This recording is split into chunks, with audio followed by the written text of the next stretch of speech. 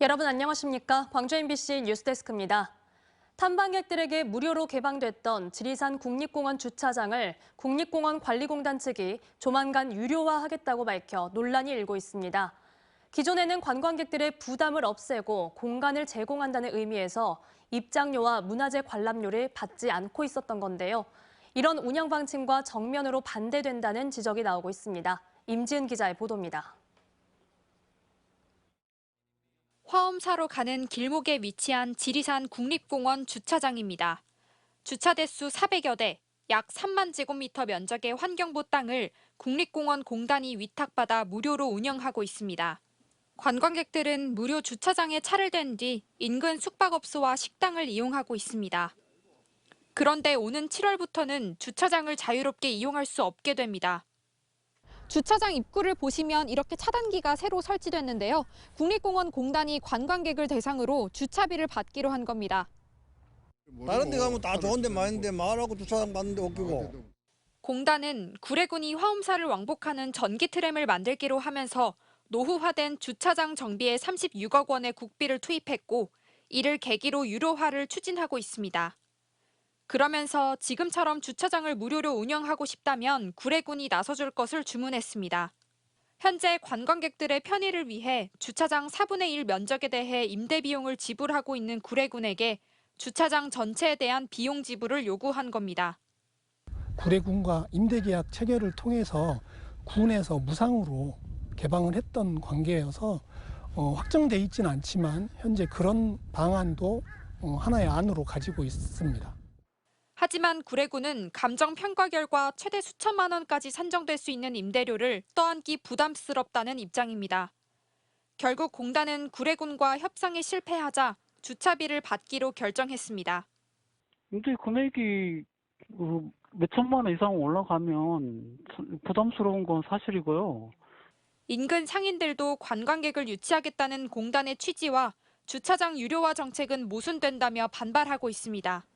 지역경제 활성화를 한다고 해놓고 그런 사업을 한다고 해놓고 이렇게 주차비를 받는 거는 문제가 있는 거지. 그럼 우리는 어떻게 하라는 말이야, 상관은. 2022년부터 매년 80만 명의 등산객들이 찾아오고 있는 지리산 화엄사.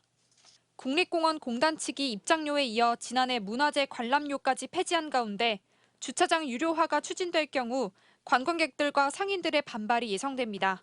MBC 뉴스 임지은입니다.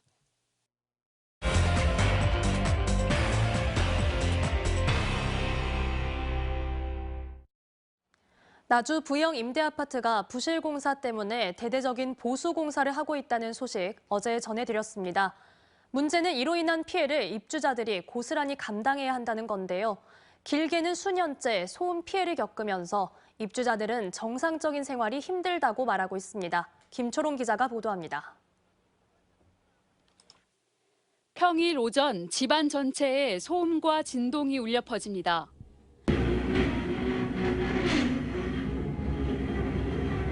바로 위층에서 바닥 재시공 공사를 하는 겁니다.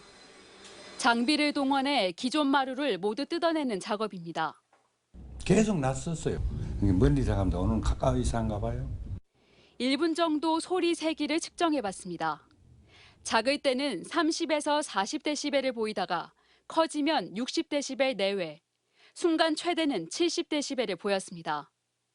인테리어 공사가 공동주택 층간소음 대상은 아니지만 소음 기준으로만 하면 기준치를 초과한 수치입니다. 무엇보다 바닥에 충격을 가해 만들어진 소음이라 피해 범위가 넓다는 게 문제입니다. 현재 5층에서 공사가 진행 중인데요. 1층에서 소음 측정기로 소리를 측정해보니 공사 전과 후에 20데시벨가량 차이가 생겼습니다. 한 세대당 공사 기간은 약 4일이지만 수백 세대를 산발적으로 공사하면서 피해가 끊이질 않습니다. 전 세대가 계속 4층, 6층, 9층 번복하면서 이제 계속 공사를 하다 보니까 쉴 틈 없이 그냥 계속 소음이 들리는 것 같아요. 이렇다 보니 야간 근무하는 근로자나 신생아를 키우는 가정은 제대로 잠을 자지 못해 건강 이상 등을 호소합니다. 아예 한숨도 못 자버리니까 야간 근무에도 너무 지장이 있는 거예요. 속이 막 울렁거리고 막 공황장애 올 것 같이. 아이가 이제 소음 때문에 잠을 못 자다가 지쳐서 이제 갑자기 고열이 나고 눈이 돌아가면서 경기를 일으키기도 했거든요.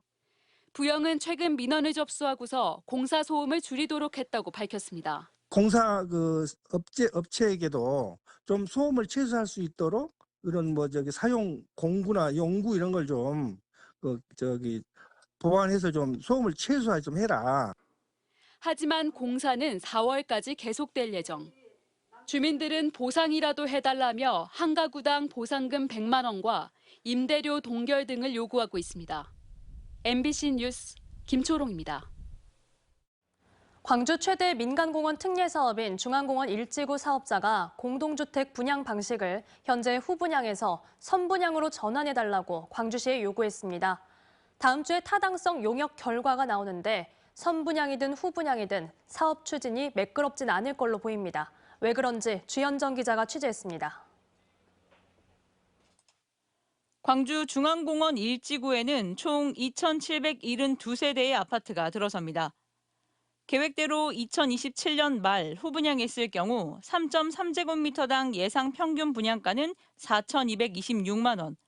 선분양으로 변경해 오는 4월 입주자 모집이 시작된다면 3.3제곱미터당 2,546만 원으로 추산된다는 것이 사업자 측의 주장입니다. 3년 전 확정된 평균 분양가 1,870만 원보다 후분양 때는 125%, 선분양 시에는 36% 상승입니다. 광주시와 사업계획 조정을 마치고 본격 사업에 착수한 8개 민간공원 특례 사업지의 평균 분양가 상승률은 37.6%였습니다. 사업자 측이 기존 후분양 방식을 선분양으로 전환해달라고 주장하고 있는 이유는 보상비와 금융비, 설계비 등이 올라 총사업비 규모 조정이 필요하기 때문입니다. 사업은 후분양 방식으로 추진하되 분양 시점에 선분양이 가능하다면 선분양으로 전환하여 사업을 추진할 수 있도록 한다는 지난 2021년 광주시와 사업자 측이 맺은 협약 내용을 이행하자는 겁니다. 보시는 것처럼 중앙공원 1지구의 공동주택 건설을 위한 밑작업이 마무리되면서 후분양을 선분양으로 전환하기 위한 절차도 본격화될 전망입니다. 광주시는 협약에 따라 후분양 고수가 원칙이라면서도 용역 결과를 바탕으로 선분양으로 전환할 수 있다는 여지도 남겼습니다. 아직 선분양을 위한 협약은 진행되지 않는다는 이야기고 선분양의 가능성에 대해서는 저는 검토하고 있지 않으나 만약 사업자 측의 선분양을 원하면 그 협약서에 따라 새로운 협약을 맺어야 된다는 점을 말씀드립니다. 광주시가 전남대 산학협력단에 의뢰한 사업계획 타당성 검증 용역 결과는 다음 주에 나올 예정입니다. 후분양이 유지되더라도 3.3제곱미터당 4천만 원의 고분양가로 인해 사업 추진이 쉽지 않을 전망이고 선분양으로 전환하더라도 또다시 행정 절차를 밟아야 해 시간이 더 걸릴 수밖에 없다는 점에서 광주시의 고민이 깊어 보입니다. MBC 뉴스 주현정입니다. 최근 전남 여수에서 어선 화재가 잇따르고 있습니다. 배에 한 번 불이 나면 큰 피해로 이어질 수 있는데요. 하지만 2톤 미만의 어선은 소화기 설치 의무 대상이 아니어서 안전 사각지대에 놓여 있습니다. 김단비 기자입니다. 바다 한가운데서 검은 연기가 치솟습니다. 6톤급 어선 전체가 화마에 휩싸였습니다. 지난 3일 여수 돌산 앞바다에서 조업 중이던 어선에 불이 나 60대 선원 한 명이 숨졌습니다. 지난 11월에는 삼산면에서 9톤급 어선에 화재가 발생해 배 전체가 다 타버렸습니다. 여수 해경 관할 해역에서 발생한 어선 화재는 연간 평균 18건, 2022년을 제외하고 해마다 늘고 있습니다. 배에는 기름과 플라스틱 등 가연성 물질이 많기 때문에 한 번 불이 나면 큰 피해로 이어질 수 있습니다. 2톤 미만의 소형 어선의 경우 화재에 더 취약합니다. 소화기 설치가 필수가 아니기 때문입니다. 여기다가 없다고 나십니다. 해양수산부 고시에 따르면 10톤 미만 소형 어선은 소화기 1개를 의무적으로 설치해야 합니다. 하지만 2톤 미만이라면 양동이나 두레박으로 소화기를 대체할 수 있습니다. 뭐라고? 그렇기 때문에 전부 다 보면 다 목돈이 거슬린 바 있어. 2톤 미만의 어선에만 예외를 둔 건 소화기 보관 장소가 마땅치 않다는 이유에서입니다. 소화기를 놓을 수 있는 공간이 없는 데들이 있으니까 그런 특성을 감안해서. 전문가들은 바다 한가운데에서 어선에 불이 날 경우 진화에 어려움이 큰 만큼 크기에 상관없이 모든 어선에 이제라도 소화기 설치를 의무화해야 한다고 지적합니다. MBC 뉴스 김단미입니다. 22년 전 도난당한 동자상 7점이 해남 미황사로 돌아왔습니다. 동자상 일부는 도난된 이후 변색되거나 훼손돼 보존 작업이 시급합니다. 신광하 기자가 보도합니다. 달마산의 바위 봉우리가 병풍처럼 두른 산자락에 자리 잡은 전통 사찰 미황사. 가장 오래된 정각 응진당의 16나한상 사이로 동자상이 배치돼 있습니다. 원래 44개의 동자상이 있었지만 1985년 20개, 2001년 7개를 도난당했습니다. 영원히 찾지 못할 것처럼 보였던 동자상은 그러나 우연히 발견됐습니다. 도난문화재로 등록된 동자상이 경매 사이트에 올랐고 경찰 수사 끝에 불교문화재 32점과 함께 조계종에 반환됐습니다. 이 가운데 동자상 7구가 지난해 9월 미황사로 되돌아왔습니다. 좀 더 이렇게 청정하고 예전 모습 그대로 복원을 해서 불자님들한테 좀 선보일 수 있으면 좋겠다. 불교에서 동자상은 부처나 나한, 시왕처럼 신격이 높은 존재를 섬기는 시동을 말합니다. 주로 응신전과 명부전 등에 배치되는데 미황사 동자승은 조선 중기 제작돼 역사성과 작품성이 높은 것으로 평가됩니다. 기존의 불상 조각하고는 상당히 다른 조용감을 주고 있다는 게 특징이에요. 미황사는 되찾은 목조 동자상을 기념하기 위해 새해 달력으로 먼저 공개하고 도지정 문화재 등재를 추진할 예정이라고 밝혔습니다. MBC 뉴스 신광하입니다.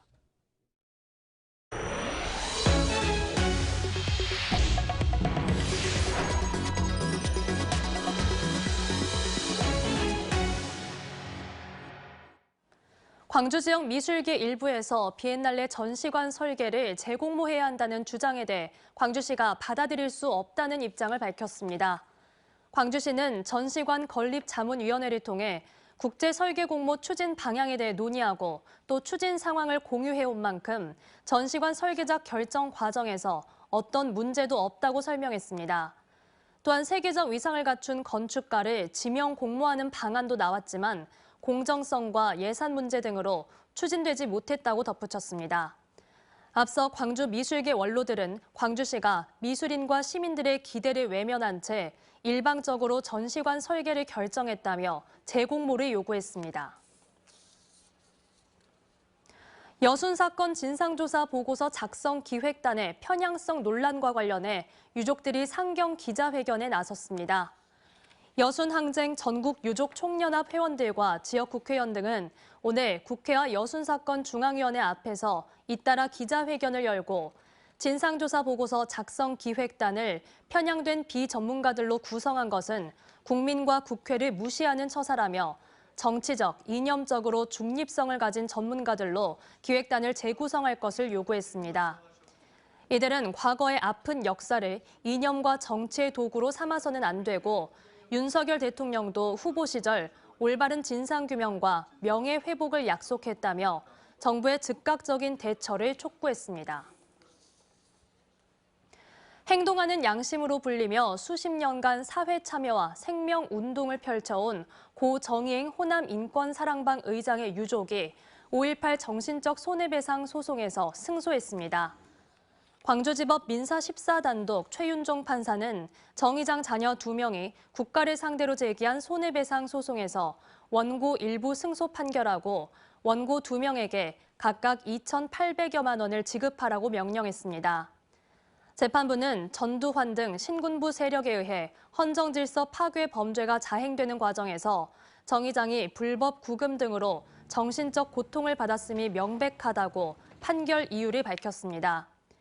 정 의장은 지난 1981년 민주화운동 관련자로 계엄군에 연행돼 1년가량 구타와 고문을 당했고 지난 2016년 숨졌습니다. 언제 어디서나 내 손 안의 뉴스. 광주 MBC 뉴스 유튜브 구독으로 함께하세요.